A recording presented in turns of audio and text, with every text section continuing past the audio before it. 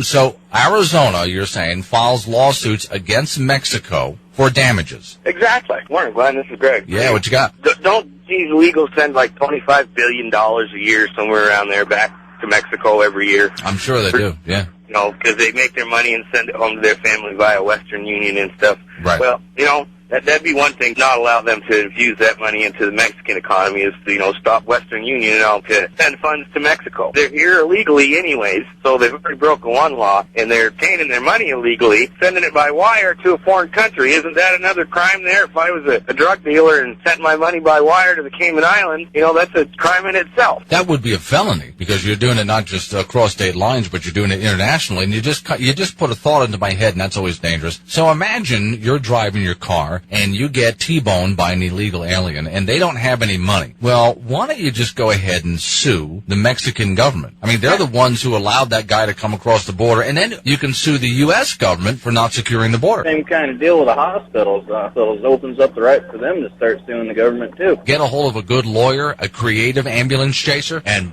boy, we can do some damage here.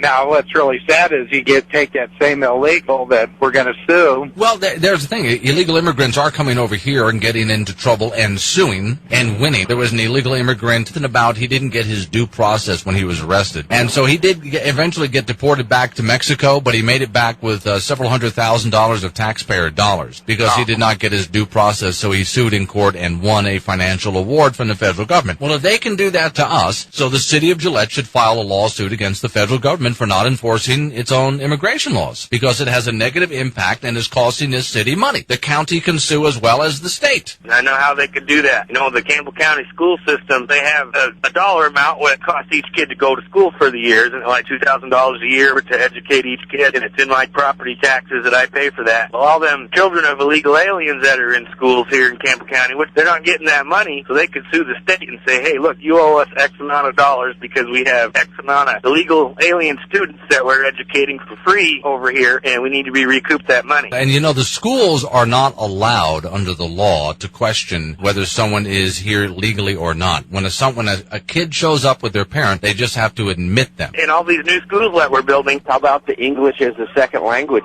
teachers that we have to employ? Oh, well, a lot of brilliant people out there. That's a great idea because we have to pay, and then not just English in school. That's a lot of road signs everywhere. Well, we need to recoup the funds of the publishing of our tax documents and our voting documents. It's got to be printed in 3 different languages. They have an impact on roads and bridges and all the other things they don't pay taxes for, but they use here. What about workman's comp and unemployment? In North Carolina, I know they give welfare to illegals, but North Carolina decided to do that. So I don't know if they could sue over that. That was their decision. Well, if they're employed in the state of Wyoming with a fake Social Security number, I'm pretty sure they could draw both. If they got hurt, we'd have to pay their bills. And we're paying for that. That comes out of our money, and it shouldn't. It should be reserved for American citizens. So, yeah, I think there's something. Okay, I'll add that to the list. Charge Mexico for what it costs us to defend our border. That's right. Boy, that would fix Mexico real fast. I bet you they would get troops on their side lickety-split.